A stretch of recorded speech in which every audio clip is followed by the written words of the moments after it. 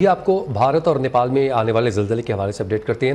नेपाल में 6.2 शिद्दत के ज़लज़ले के बाद दिल्ली में भी ज़लज़ले के ज़बरदस्त झटके महसूस किए गए। भारत के नेशनल सेंटर फॉर सेस्मोलॉजी ने ज़लज़ले का मरकज़ नेपाल बताया है, जिसकी गहराई 5 किलोमीटर थी।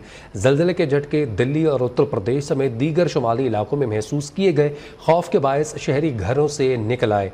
मीडिया रिपोर्ट्स के मुताबिक गुज़िश्ता रोज़ भी भारत में 5.2 शिद्दत का ज़लज़ला महसूस किया गया था। गुज़िश्ता रोज़ ज़लज़ला आना और आज भी ज़लज़ला आना, इस पर बात करते हैं। हमारे साथ मौजूद है प्रोफेसर दीनुद्दीन काकड़, हमारे साथ मौजूद हैं। सर, बहुत शुक्रिया आपके वक्त का। डच साइंसदान ने एक तरीक़ाकार निकाला, जिसके बाद उन्होंने पहले तुर्किया में आने वाले ज़लज़ले की प्रेडिक्शंस की। उसके बाद उन्होंने हमारे एशिया के ख़ित्ते में जो है वो 48 घंटों में ज़लज़ले आने की प्रेडिक्शंस की हैं। नेपाल में आज ज़लज़ला आया, इंडिया में ज़लज़ला आया और पाकिस्तान में भी पेशगोइयाँ की जा रही हैं। तो आप इसको कैसे देखते हैं और क्या ये मुमकिन है कि किसी तरीके से प्रेडिक्ट किया जा सके? देखें, ये जो बंदा है डच साइंटिस्ट, इन्होंने स्पेस टेक्नोलॉजी को यूज करते हुए कुछ चीज़ों को वो मॉनिटर कर रहा होता है। और शुरू में 2014 में वो तमाम ज़लज़लों के जो बड़े बड़े ज़लज़ले हुए हैं उनको ले करके, और उसके साथ उन्होंने फिर जो प्लैनेट्स हैं, मरकरी है, जुपिटर है, अर्थ है, मून है और सन है, इन सब को मुख्तलिफ एंगल से देखने की कोशिश की। तो उन्होंने कुछ तजर्बात किए, उससे उनको कुछ कामयाबी मिली है। मगर ग्राउंड के ऊपर या स्पेस टेक्नोलॉजी इस वक्त इतनी एडवांस नहीं गई है। ये सिर्फ इस एक बंदे के लिमिट में चीज़ें हैं।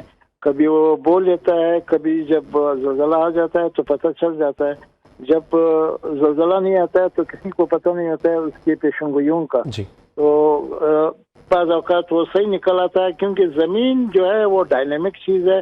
इसके ऊपर थ्रू आउट 24 आवर्स इसमें छोटे बड़े ज़लज़ले आते रहते हैं।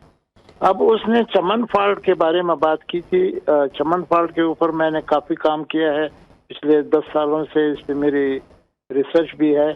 हमने भी मशीनें लगाई हुई हैं ग्राउंड पर, उसको मॉनिटर कर रहे हैं। तो उसमें मोमेंट तो है, फॉल्ट एक्टिव है और हिस्टोरिकल अर्थक्वेक्स भी आई हुए हैं। ये इंडिकेटर्स तो है, मगर ये कि इतने शॉर्ट टर्म प्रिडिक्शन, अगर 100 में 1-2 निकल आए तो इसको हम प्रिडिक्शन तो नहीं कह सकते जी, क्योंकि बाकी कितने मिस कर गए हैं वो इंफॉर्मेशन हमारे पास नहीं पहुंचती। हम सिर्फ उनको रिकॉर्ड कर लेते हैं। On the basis of knowledge जो है वो इस तरह की चीज़ें प्रेडिक्ट करते हैं।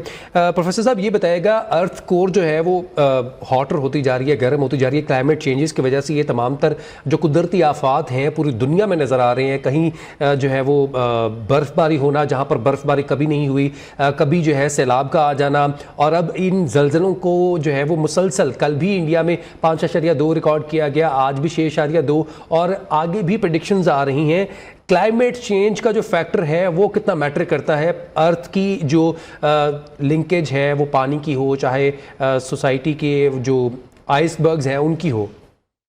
अच्छा, इसमें ये ना कि ये जो अर्थ क्विक्स है, ये मख्फी कुव्वत है, ये ज़मीन के अंदर पोशीदा होती है। ये इस तरह नहीं है कि स्पेस के ऊपर आप सैटेलाइट्स को घुमा रहे हो और उसमें आप प्रिडिक्शन कर सकते हो कि बारिशें यहाँ पर इतनी बारिश होगी और 2 दिन के बाद या हफ्ते के बाद। तो वो सरफेस पे तो आप देख सकते हो, मगर इनसाइड द अर्थ ये बड़ा मुश्किल है कहना कि नीचे जो है जमीन के अंदर अर्थक्वेक आ जाएगी।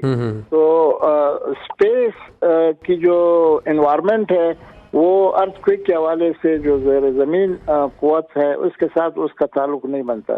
तो इसलिए इसको अलग रखेंगे कि जो एटमॉस्फेरिक फिनोमेना है वो ऊपर है, एटमॉस्फेयर में है, और उसमें बहुत सारे इक्विपमेंट्स के जरिए इसको मॉनिटर किया जा सकता है।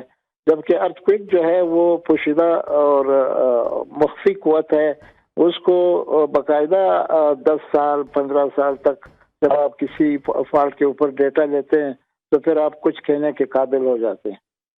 जियोलॉजिस्ट प्रोफेसर दीनुद्दीन काकड़ इस हवाले से तज्जिया दे रहे थे कि डच साइंसदान ने जो एक पेशन गोई की है पाकिस्तान के हवाले से और गुज़िश्ता कई महीनों से जो ज़लज़ले के झटके महसूस किए जा रहे हैं इस पर अर्थ पर क्या असर पड़ रहा है और किस तरह से ये प्रेडिक्ट किया जाता है। सर बहुत शुक्रिया आपके वक्त का।